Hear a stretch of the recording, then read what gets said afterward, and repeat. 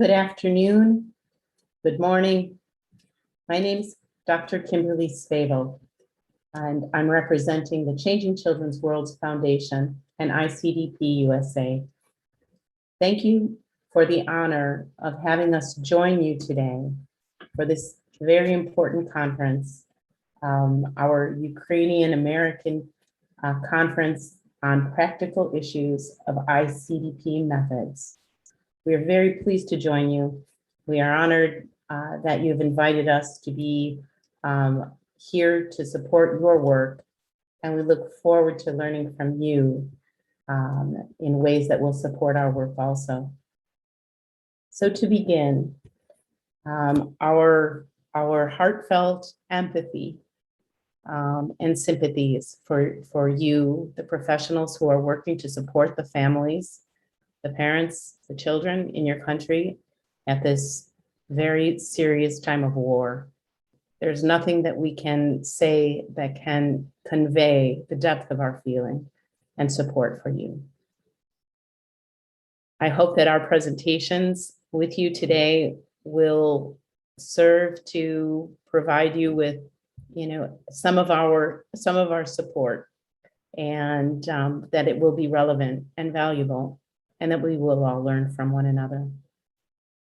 Our organization is called the Changing Children's Worlds Foundation. That is the name of our nonprofit. We use the ICDP beautiful curriculum, and as is the custom of ICDP, we have adapted it to be most relevant to our families in the United States. And so in the United States, we call it the Best Start for Families, a health equity approach. And that is because, to no one's surprise here, I'm sure, you understand the great inequities that are often present in the United States of America. We hope, we believe, and in fact, we see the evidence of changes that can be made to support families when we use this program, but are very well informed of how a health equity lens can make all the difference in the world of whether our program is effective for families. And that's what I'll talk about today. So we call this an intergenerational, a two-generational approach to strengthening parenting capacity, family relationships, and child well-being based on the International Child Parenting Development Program. Our vision as a nonprofit organization is for every child and adolescent to have a strong network of adult caregivers and professionals engaged in supporting their positive development within nonviolent families and peaceful communities. And so we adopt the logo, the motto, empathy in action. And we have our own story. Our story is probably very similar to yours. We use a health equity logo to depict this. And so you can see two generationals, the parents and the children, in our view, all have the right to and the need for these loving relationships at home, in school, community, to provide them with the positive physical and mental health that is required, that is absolutely necessary for academic success, as well as for economic opportunities, and ultimately, once again, for stability for life. Today's objectives will be to share, it's a short time, a little bit about how our organization works, how we have been informed by adverse childhood experiences and trauma, and what the impact of those are on our families. We'll also talk about how our Best Start has been adapted so that it is, of course, extremely effective universally with all parents, but also effective more now with by being trauma informed and culturally sensitive with our lower socioeconomic status families. And those are families who may be challenged from any hardship that comes their way, but also from very disempowered, traditionally, disempowered communities. And so here are some examples of those communities that we work with. Populations who are in jail or prison, ethnic minority and immigrant populations, families involved with the Department of Children and Services, families involved with the Department of Family and Children's Services. So our child welfare or social service department, parents with disabilities, and also parents who have children with disabilities. We also work with communities who are experiencing high levels of violence in family, school, community, and in our overall society. And I believe that there will be points here that are especially relevant for you today, but we hope relevant more generally in all of your work. We'll talk a little bit about how the ICDP Best Start has worked to integrate this health equity approach and also restorative practice, and give you some examples. And you'll hear more about that tomorrow as well. And then we are excited to be opening discussions with you about our ICDP work to learn from one another. I'll begin not by trying to tell you all about our program and what parents and professionals say about it, but I will introduce two important voices. These are parents and professionals. So they're speaking from two levels. One is Andrea Johnson and one is Amy Feaster. And you will see their feedback on our program here, which I hope will speak to you more directly. I think special needs families especially are looking to make deeper connections with our kids, and we're needing to find new and creative ways to do that. I would recommend the program to every parent, tall, short, rich, poor, because it's not a program or it's not a parenting class that says, here's how you parent your children. It's a class for, I really call it a support group, because every parent needs support.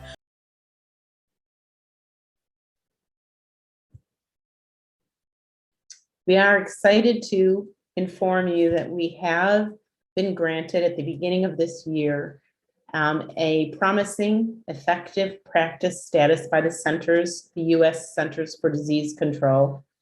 And that is very important within our country to have the evidence base, building our strong evidence base as a program to be used here in the United States. So if you would like to learn more about that, I'd be happy to share with you even our application, our evaluation results, and the information from the CDC, if that would be of interest.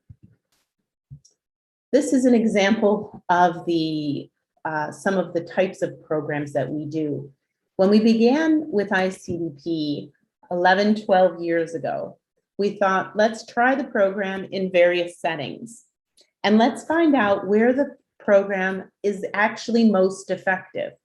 And then we could focus more, prioritize working in those specific areas. Perhaps, again, no surprise to you, ICDP is effective with every population that we've worked with.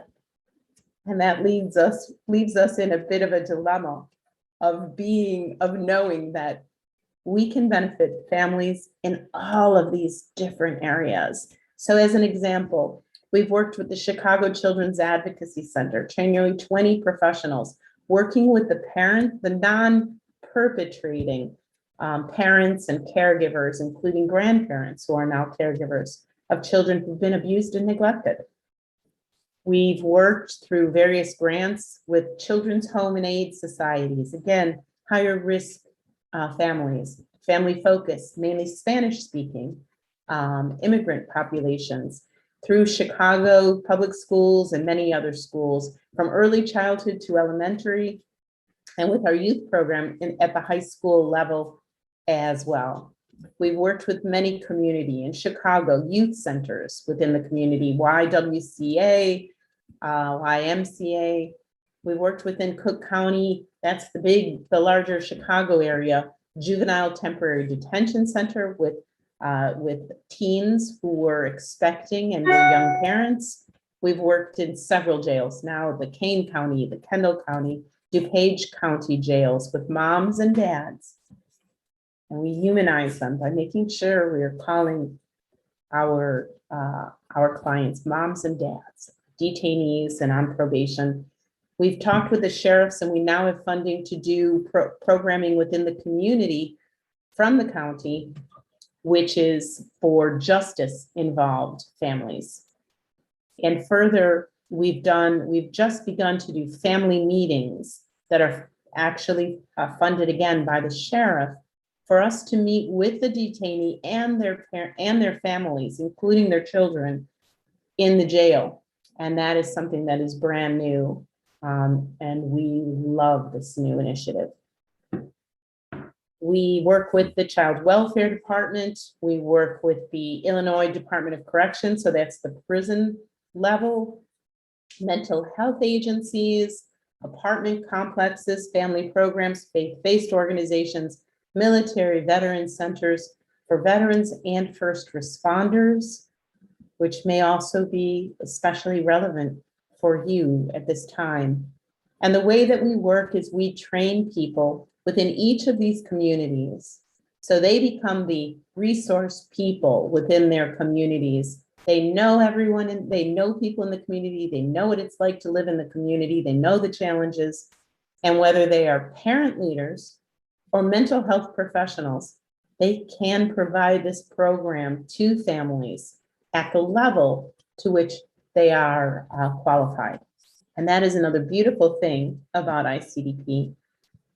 I wanted to just take a moment to acknowledge that these statistics are February 2022, and estimated by that time, an estimated 5.2 million children worldwide had lost one parent, at least one parent or caregiver, with over 3 million orphaned. And that is now nearly 6 months ago already. So we know that COVID has had an impact on children, but also on those kinship caregivers and other caregivers who have stepped in to support these children. And many of the children, as well as the caregivers, need more help in these continuing difficult times. So today's focus is going to be on, and I'm sure most of you, if not all, are familiar with adverse childhood experiences and this important, groundbreaking landmark study that was done by Dr. Zanda and Filidi with the Centers for Disease Control.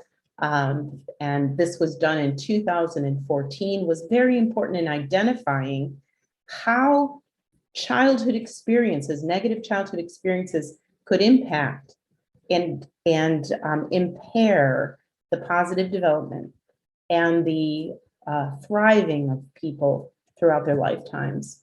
These are the types of ACEs that were identified and that were studied at that time, although certainly more have been identified since then. So physical, emotional, sexual abuse, physical, emotional neglect, household dysfunction such as mental illness, mother treated violently, or domestic violence, divorce, incarcerated family member, and substance abuse within the family. Here's a breakdown that shows just how common each of these were. So household dysfunction, you can see substance abuse, parental separation, divorce, mental illness being high, neglect being 15% of the population that was studied, 10% for physical abuse or physical neglect. And then you can see the statistics also with physical abuse being the highest among types of abuse. Well, what we know is that the impact of childhood adverse experiences, it's stored in our body. The memory of those experiences are stored physiologically within our beings. And it doesn't mean that we're cognitively processing every time that we are triggered by our experiences, but it means that our body actually responds from those memories. And that's because we are programmed. Our full bodies have the nerve system throughout our whole body is remembering and is reacting. We won't be going into the biology and the neuroscience here, just to make a couple of important points. And that is that these different stressors have different impacts, very different impacts on different people who are in different situations, who've grown up and had different levels of support systems or positive experiences along that period. But also it's depending on the age, the gender, many other factors. So we don't expect that we understand the impact of those stressors on every individual because they are very far from the same. But what we do know is that the impact is on our bodies, and it's significant in many different areas in terms of learning, memory, our reward systems, reinforcements, as well as our reaction, which would be fight or flight or freeze to many situations that will happen then as triggers throughout the rest of our lives. We also know that it impacts our capacity for positive relationships. And those are some of the key things that we need to understand. So these adaptations that our bodies make, the adaptations in terms of our responses to different potentially triggering or negative situations, although they can impact how we respond even in positive relationships. These can be very different for children who've experienced the very more dangerous kinds of experiences and how they react. They can we can see very different outcomes for children who had that safer, they call it more benevolent type of environment in which they grew, where they could be more reflective, more relational.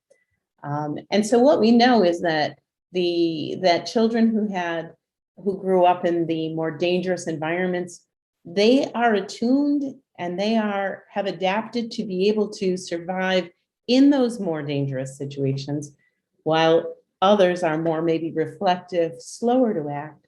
And that has perhaps some downsides or disadvantages if they need to be in situations of danger. The really important point here is that all of us have different experiences. And so some of them are dangerous, some of them are positive. And when we know about these adaptations, we can, as professionals and as a society, understand that children will come out from different experiences with different responses. And it's only when our social expectations say every child should be able to sit down quietly and they should be able to respond to questions and they should be able to share. And if they're not, that means they haven't been trained properly. This is completely uninformed, because what we know is that children will come into preschool, they'll come into kindergarten or early grades with also those experiences that they have physiologically will also be influencing how they will respond.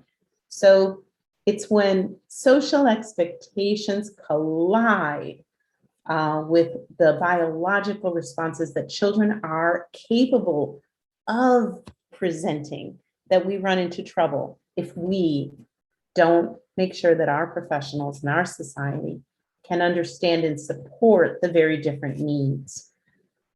So we have a collective choice.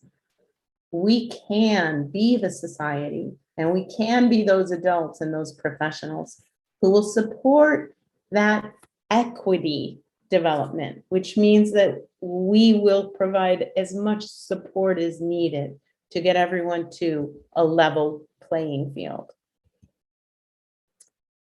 And so it is up to us to understand that when children are in situations of, for instance, bullying or being violent with one another, We need to say, what was their experience and what brought them to this point?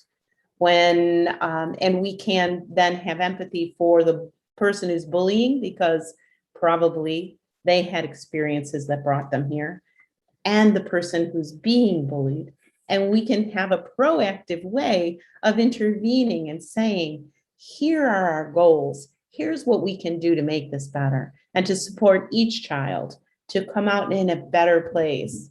Similarly, even with school discipline or other discipline, we can encourage other professionals and our parents to understand that children will respond differently. Some children, when they've made a mistake or hurt someone else, or they've, they're in trouble, they can talk about it immediately and they want to rectify the situation.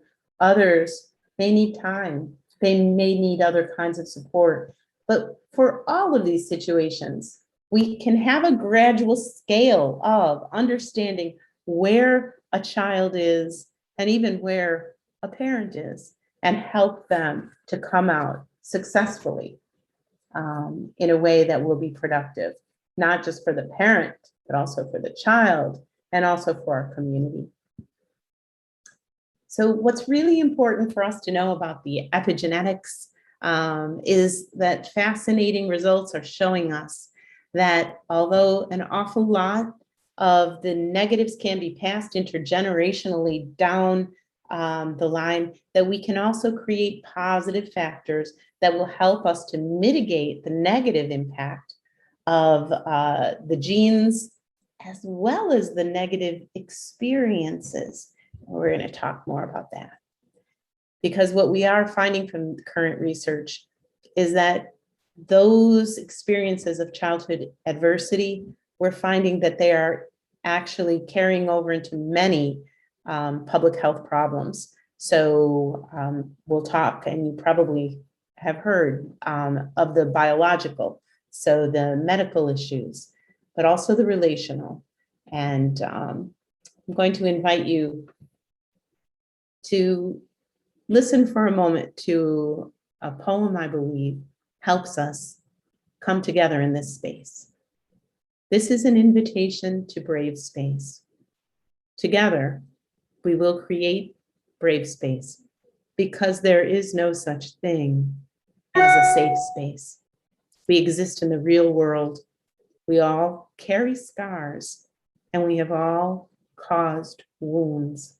In this space, we seek to turn down the volume of the outside world. We amplify voices that fight to be heard elsewhere. We call each other to more truth and love. We have the right to start somewhere and continue to grow. We have the responsibility to examine what we think we know. We will not be perfect. This space will not be perfect. It will not always be what we wish it to be, but it will be our brave space together, and we will work on it side by side. And I wish for each of us here today the opportunity for us to grow individually and together, and to come at our greatest strength to this work. I wanted to bring that up because one of the things that we're finding is that our teens need this. They need to know this. And it's important for all of us to be genuine and to understand our own limitations and our opportunities as we go forward in this work. To be genuine with our parents, with our children, with our youth, we need to know ourselves. And so I'll ask you to come down to the line here, which talks about how we need, each of us, we need to understand where we come from in order to recognize our own habits of harm and find our pillars of strength. Can we analyze our own selves and understand, where we are, where we can become stronger and better? And so this is one of the things we talk deeply about with our facilitators as we train facilitators to do our program, but we also do this, and especially with coaches of youth for our youth program. We know that trauma is a universal experience, and we feel for you for having such an experience, a negative experience right now that will be so challenging to overcome for your parents and your kids for this generation. What we know is that until now, we've been focusing on adverse childhood experiences being a family, what happens within the family, within the home. One of the interesting and relevant issues that we are talking about more now and more research is being done on is the expanded ACEs, how stressful childhood exposures that are occurring outside the home. And this includes experiences of discrimination, exert similar negative effects on physical, emotional, and social health throughout the life course, impacting us throughout our lifetimes. And so it's important because before I feel like it was unfairly put on, children had adverse childhood experiences and they came from the home. And in fact, here's what has now been termed a pair of ACEs. So you have the adverse childhood experiences above, which you can see there's maternal depression has been added here, and homelessness, poverty could be up here. So these are the adverse childhood experiences we're more familiar with, but the adverse community environments it's especially important now for us to think about this. So poverty, discrimination, community disruption, lack of opportunity, economic mobility, social capital, poor housing quality and affordability, violence in our communities.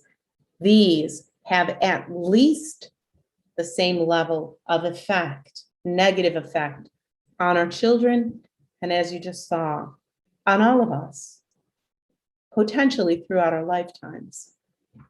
We know these kinds of experiences, negative experience, cause us to have adaptations then to toxic stress as we experience it. And so that can be in our cognition, attention, behavior, and all of that leads to risks from the time we're children and still in school, can lead to academic failure, early substance use or abuse, being kicked out or dropping out of school, and then adult adversity as well. And the result of that, if that has been your path, your experience, is low-wage jobs, more risk of worker injury, more illness, disabilities, chronic health problems. So when we think about all of this trauma, and here's a simple definition of trauma. I say simple, and I mean a comprehensive. It can be from an event, a series of an event, or a set of circumstances that someone experiences as physically or emotionally harmful or life-threatening, and that can have a lasting adverse effect on their functioning and mental, physical, social, emotional, and even spiritual well-being. And we know that poverty is the same, especially for young children, where they have the fears about whether they will have food to eat, a shelter to stay, a family member who will take care and protect them.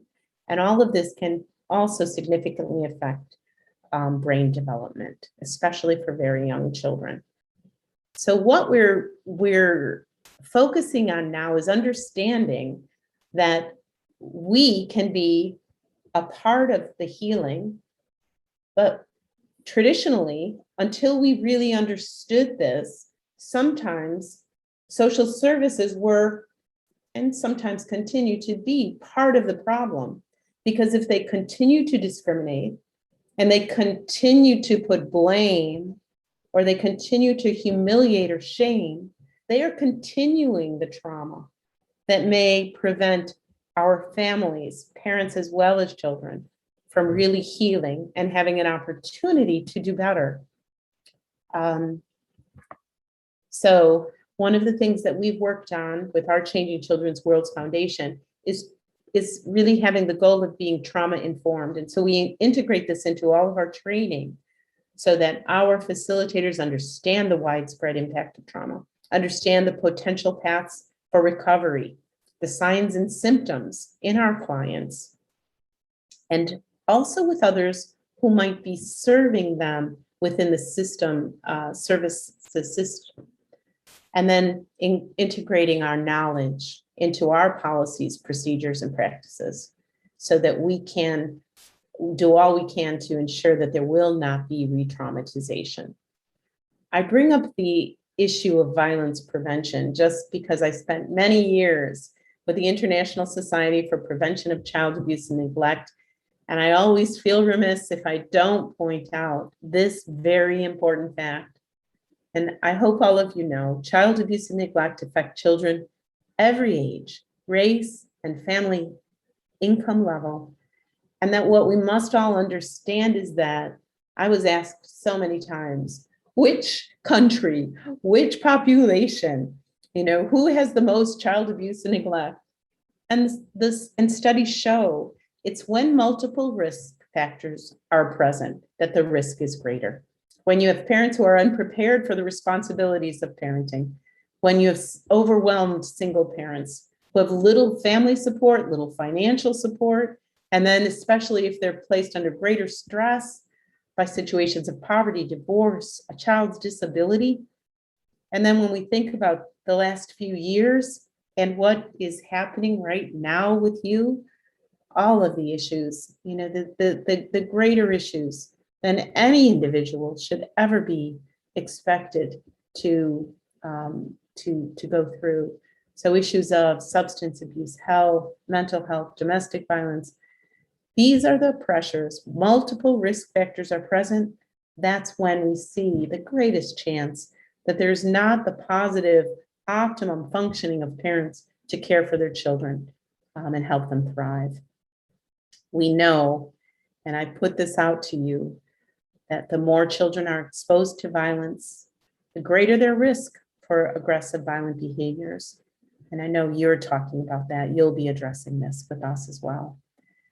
But just to share that parenting programs such as ours are so important and helping our parents know that the way that we interact and support our children, the way we communicate, the way that we build relationships within homes, that will be such an important protective factor for them outside. And World Health Organization has long recognized that these parent and family-based interventions are so important for reducing youth violence, which would otherwise then, of course, lead into adult violence. In fact, here's a depiction of the cost of waiting when we don't intervene and support parents early. We can see when children are very young, there's the risk of abuse. There is the potential, the actual abuse, neglect. And then from that, what children experience, learning difficulties, emotional behavioral problems, physical handicaps, developmental disabilities. And as the child ages, they have other areas of risk of alcohol, drug abuse, teen pregnancy, running away, homelessness, and all the risks involved with that, delinquency, gang violent involvement, and of course, failing at school, all of which brings our youth into the juvenile justice system. And from there, it's not far for them to be involved with the adult criminal justice system. And now that we've worked many years with these systems, we understand the cycles, the intergenerational cycles that are developed from one generation to the next when they don't have other alternatives, when they're not supported to break that cycle. So we know that we can break the cycle, and we are doing that.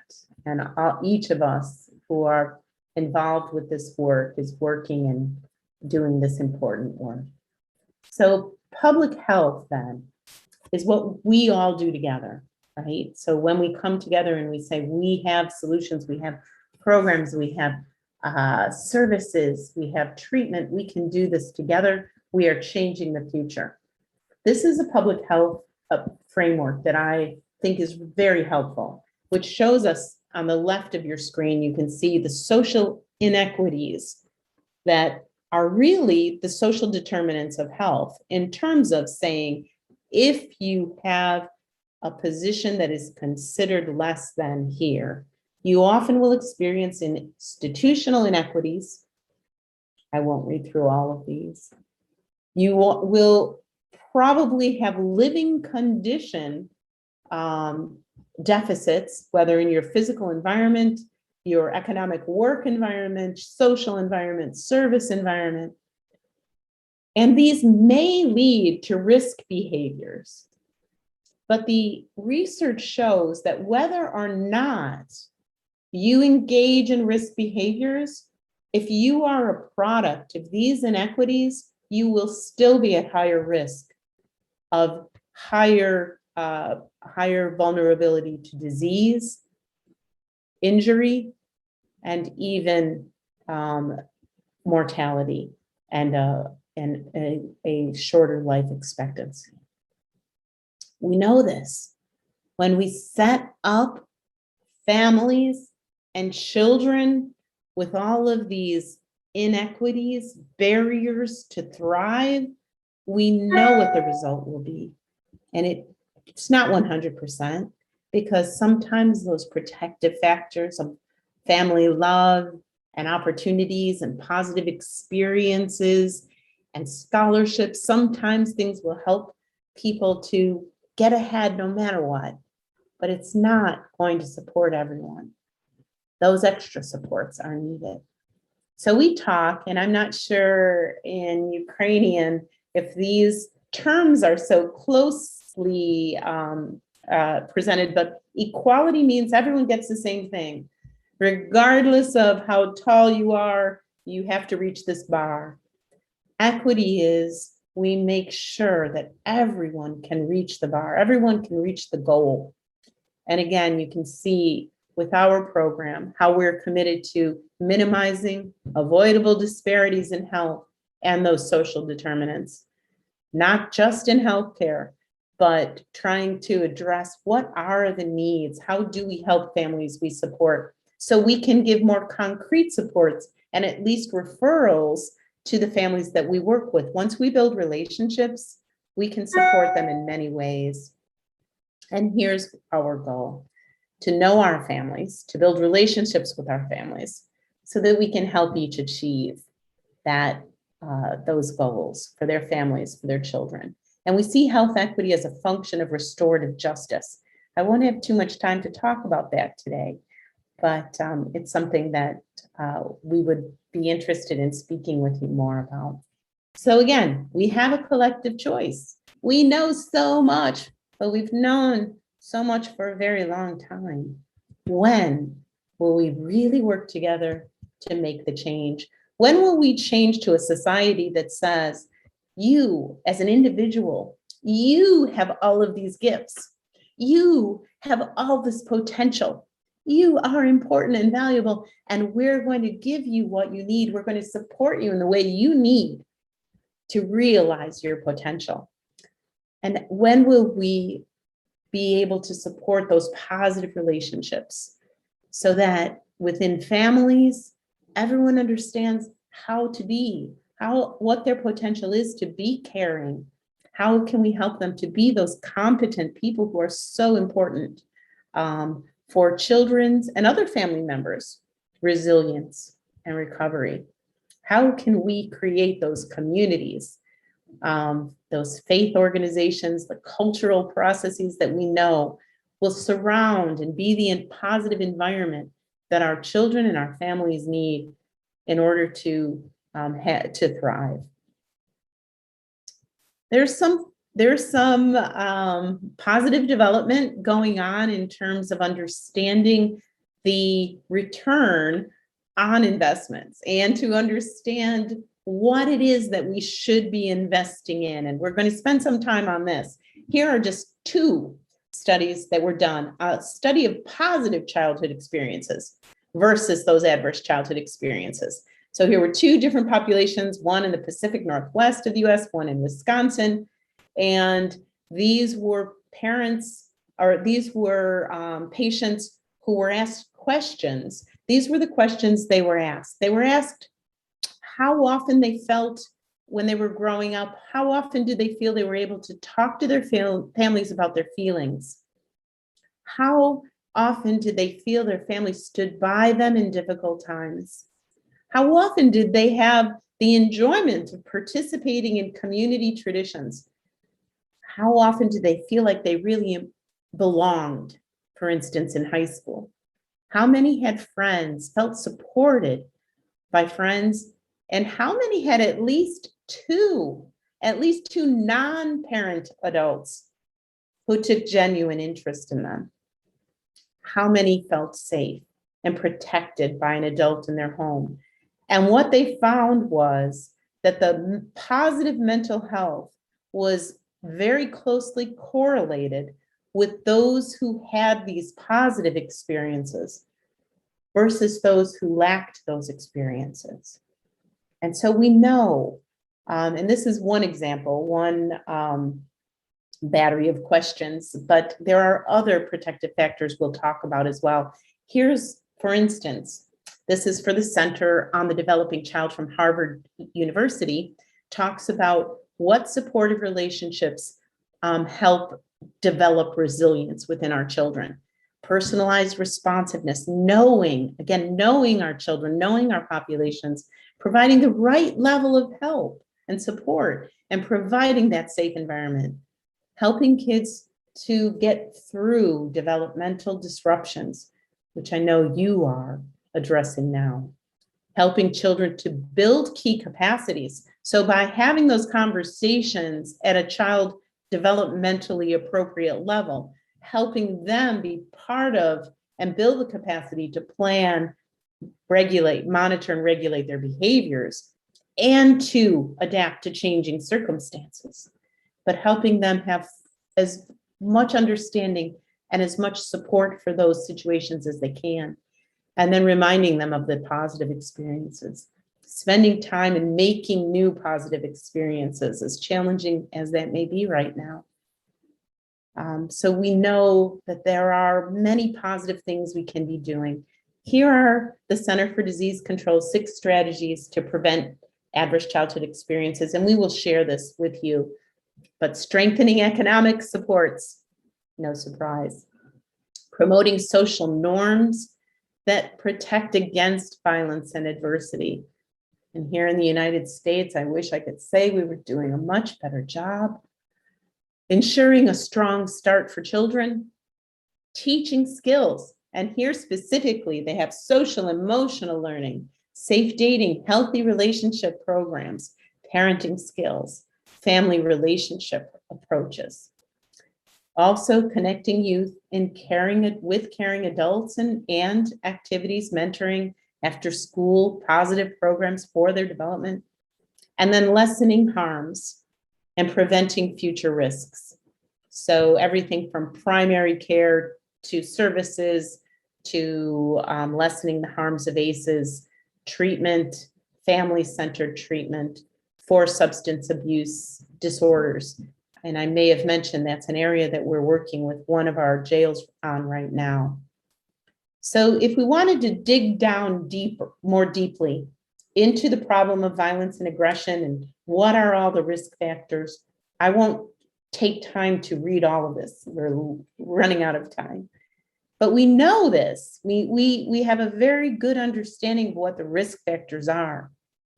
We probably don't focus enough on the individual protective factors, as well as the family protective factors. And here's kind of with ICDP where we live. But we do more than even the individual and the family protectives together. We are also, because of our type of program, we are building peer and social protective factors as well. And so by bringing people together, I often say, you know, so much of our effectiveness comes from the fact that we're building positive communities for our parents by having programs. For us, we encourage 9 to 14 programs, For some of our populations, we encourage monthly support groups even after the curriculum has been completed. Another thing that we can all get better at, if we are committed to avoiding harm and providing the best trauma-informed, culturally sensitive services and programs we can, is understanding our aptitude, our capacity, and also where we are in our development of cultural competencies. And just to kind of, talk about the broad categories, how good are we at respect? And how effective can we be? How much more effective can we be in terms of acceptance and non-judgment with our clients? In terms of being sensitive, and not just sensitive in a way that's nice, but sensitive because we are well informed, because we have invested in learning to understand deeply. Commitment to equality. When you think about that in the services that we provide, what is our commitment? How well are we doing this, and how much better could we get? Openness. How open are we to understand what our clients really need, our families really need, and to make sure that that's what we provide? Humility. I've learned so much about this through our ICDP and our related work, is how well do we know what we really can do versus what we think we can do, and then how serious are we to make sure that we get the supports we need to really do what is needed. Flexibility. How well are we working to accommodate different needs of our clients as well? And how can we partner and bring in others who have expertise that we don't, so that we can really make sure that we're delivering to the child, the best interests of the child, to mention the UN Convention on the Rights of the Child. So we're not going to stop for reflections right now. What I'm going to do is just change focus to look at our ICDP program, look at the Best Start for Families, a health equity approach, and just point out to you a few ways that we've adapted the program to serve our more diverse families. So often even when we do our facilitator training, we bring in, for our facilitator training, we bring in restorative practice. And one of the things that we've brought in and we do with our facilitators of our program is make sure that we're getting to know them. If we didn't have nearly 100 people at this conference today, I would have wanted to get introduced and learn about each one of you. But we do a check-in so we get to know each other. And then we do a check-in also. And this check-in is done every day. And sometimes in hard times, we might do a check-in that says, how are you doing? And we might do that every time we meet. So this is very important because it conveys that we care, but it also gives us information that helps inform our interactions and our communications in a way that allows us to be more sensitive. And so we are able to adjust ourselves in a way that makes us more sensitive to those that we're working with. And by training our facilitators and doing this with them over and over, we're helping them to establish an understanding of how valuable it is to do that with whether it's parents or youth or children. And we also need to get out of a headspace of, this is the program, this is what I'm here to do, this is what I will be doing with this program, into what do our families need? What do their kids need? What do they need? What's needed, and how do we address those needs with our programs? In focus groups that we've hosted for our parents, these are some of the things I'll share that our parents told us. If I'm going to participate in a parent group, here is what would be important to me: to be treated with respect, to be listened to, not talked at, to have a place to come where they feel welcome. This is their community, not that they're going to walk in the door and be judged, to have their strengths recognized, for them to be able to share the positives and be celebrated for those, for them to understand that that brings us joy too, to have their children valued and cared about, to see their children supported by us with love. They told us that they wanted to be able to complete a program with more hope for themselves and for their children. That was what they would come for, with that intention. And to this, we then are able to tailor somewhat our parent group agreements. And we talk about, what are our rules? What are our guidelines for our programs? And every week we open up saying, let's review our agreements of how we will be with each other, listening respectfully, deeply, not judging, keeping things confidential, supporting one another. And we have some signs that are for when we have to wrap up, because sometimes, of course, conversations. And we ask our parents, of course, to help us add anything to this the first day and then as we go. But we also bring in some elements of restorative practice, which are really hand in glove with social emotional learning. And so the non-judgment, practicing unconditional positive regard, knowing that everyone has wisdom from their lived experiences, and recognizing it, although it might not be our perspective or our experience. And then appreciative inquiry, asking those questions, and active listening, making sure we are really understanding deeply. The ICDP program is wonderful in that there are so many different ways that we convey knowledge and information, but also ways that are interactive, that we know that especially people, and most of us who've experienced trauma sometimes learn better different ways. And this is something that I feel is really true to ICDP, where we talk, we read, we listen to each other, we demonstrate, we do role plays. We call role plays improv now. But we have discussion groups. We practice by doing with all of the materials.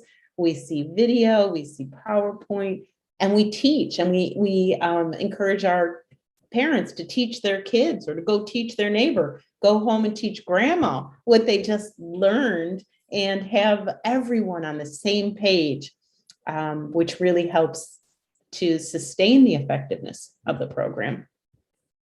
So I've been authorized to do a little activity, a little exercise with you today. Now, many of you may have done this exercise. I didn't think of that until now, but let's do it. Let's all do it anyway. So we're going to, because there are so many of us, we're going to do memory lane exercise a little bit differently, perhaps, than you've done it before. We're going to use reflective time, which means you can do this exercise and other exercises any place, anywhere. We're going to think about positive memories. And so the first memory I'm going to ask each one of you to think about, and we'll take just 3 minutes for everyone to really take the time to think this through. The first memory will be a happy memory of yourself from your childhood. You need to think about an activity that you enjoyed doing. And it needs to be an activity that, no matter how, if maybe you were 6, maybe you were 12, maybe you were 15, what was that activity that you remember made you feel strong and happy? It made you feel confident, good about yourself. And think about what that activity was. Think about how it felt to do that activity. And then think for a minute, why? Why did that make you feel so positive? All right, so that's the first. We're going to take 3 more minutes, 2.5 now, 2.5 minutes. If you have questions, let me know, but I'm going to ask everyone to go ahead and start your memory.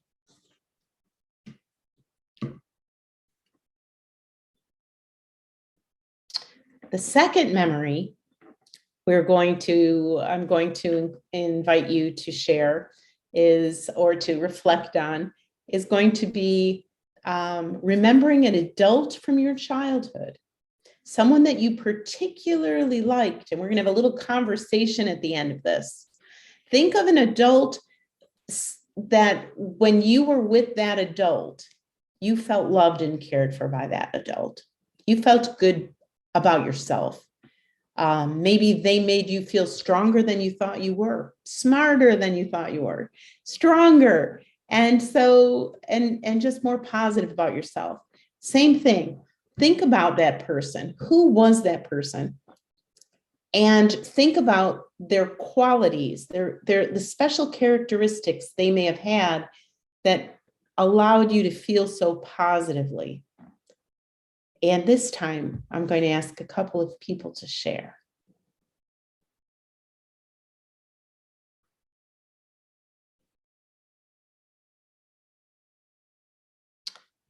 In fact, I'm going to ask everyone to share. Could you put in the chat for your first memory, what were those activities?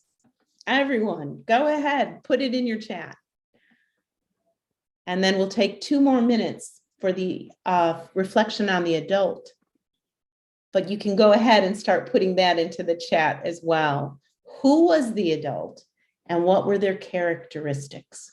And the characteristics might have been, you know, the way they looked at you with pride, the way they always put their hand on your shoulder or, you know, touched your hair, the way they were always took you seriously. Those are some examples of the characteristics they might have shared with you. All right. Another minute. And now we'll share some of those from the chat. When we sum these up with our parents, when we have the parents share these, we usually share with them, you know, they share, and usually we do this as a walking exercise. So they share, you know, they talked about this activity or that activity. And that's important because we want to sensitize parents as to how important it is for us to know our children. What are the activities that make them feel strong? Are we encouraging them? Are we helping make time? Are we respecting those activities? And then the reflection about the adult, we'll ask, and do you remember one of the protective factors was having at least 2 non-parent caring and competent adults in their lives? Well, that's, again, ICDP, and this exercise helps us to have a conversation with parents that says, maybe it wasn't your parents, because your parents maybe were worrying about survival and worrying about food, putting food on the table and clothes on your back, getting you to school, paying the rent, doing a lot of other things. Sometimes your parent wasn't the person that maybe made you feel so special, but who were other parents? Who were other people in your other adults in your lives? And knowing this now as a parent, how can you maybe try to help your child feel that you understand that you see them as important and you see them as strong and good? And also, it can help our parents to think, who else is important to be in my child's life? Maybe grandma could spend more time. Maybe it is that teacher that has that club for kids. Maybe it's our neighbor who's doing all that gardening. And, you know, so how can our parents help our children to be connected with positive adults in their lives also? So when you think about everything we've been talking about, health equity, and how we need to be able to see the positives in other people, and we need to be able to understand what might have impacted our, you know, whether it's the parents we're working with or the children that we're working with. When we think about how we interact, this is the ICDP zone of empathy, it gives us kind of a new interpretation of understanding people we don't know as well. And these might be the parents we work with at jail or in the child welfare system, or who are immigrant parents that we don't know. We haven't had as much experience with parents with disabilities, different parents. Maybe they're not in our comfort zone. They're not traditionally the ones we think of as close and like us. But the zone of empathy helps us to understand that all of these people are people just like us. They had different experiences. They may have had very different experiences and much harder experiences. They may have had very good reasons to adapt the way they are. And so the ICDP zone of empathy helps us to understand how we can affect those guidelines, those ways of interacting in a much better way when we have a more open, accepting mind. Same thing with our yes cycle and our no cycle.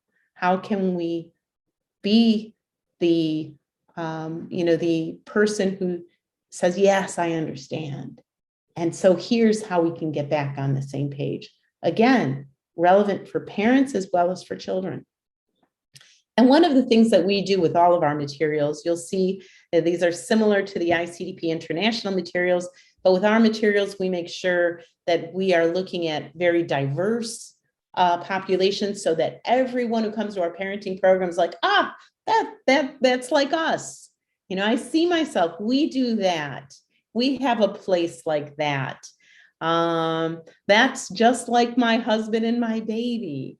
And so we do all of our materials so that they are very inclusive, very welcoming. We try to have them with parents and kids of all different ages, so we can use this with parents of children of different ages and different situations.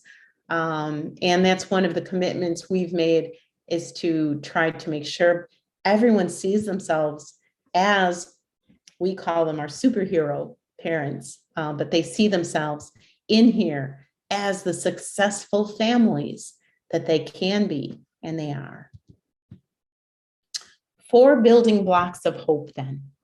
And these come from an organization called the Hope Institute. Healthy outcomes, relationships, safe, equitable, stable environments, social and civic engagement for a pro-social, positive community, and emotional growth. We're all in there. So for whether it's our little kids or our youth, our young parents, we're all in there. How do we find joy in the work in our positive development?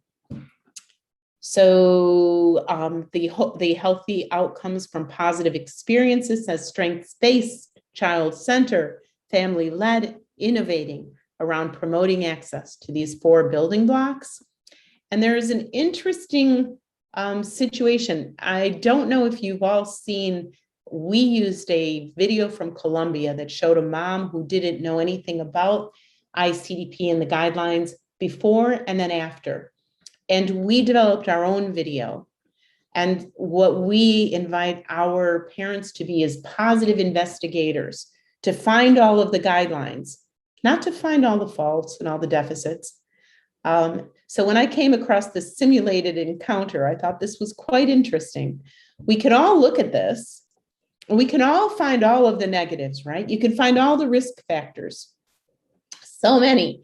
And so when we do our training, everyone points them out, and we probably get 97% of all of the risk factors that are here.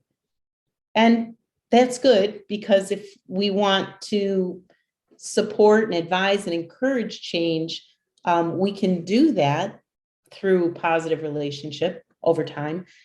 But what if we instead, each one of us, we look for the protective factors?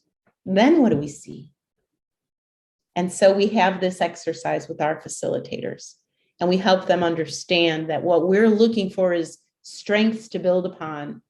We're looking for the positives that will help our parents build their confidence so they can do yet more. They can do better because they know we believe in them. And so Michaela and her son, that's our standard video that we do And we look then as the group, we look for those positive guidelines, some areas for improvement, but mostly we're looking at what is the caregiver's positives, what are their strengths?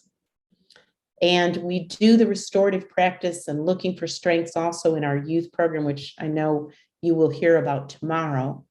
But just a reminder, health equity then is a function of restorative justice. And our goal with our parents is to make every one of them know that they have the superhero in them. They are. And to their kids, they are strong and good, and that they can build and they can build futures for themselves and their children with the commitment, that to support their kids' best interest. So this is a beautiful song with ICDP. And if you haven't heard it, it is that you raise me up. And we love the, analogy of parent lifting up child, but the facilitator in all of us, supporting those families, supporting those parents so that those parents can lift their children yet higher. And that is it for me today. So the next section would be for us to take questions and answers, I believe. And thank you very much.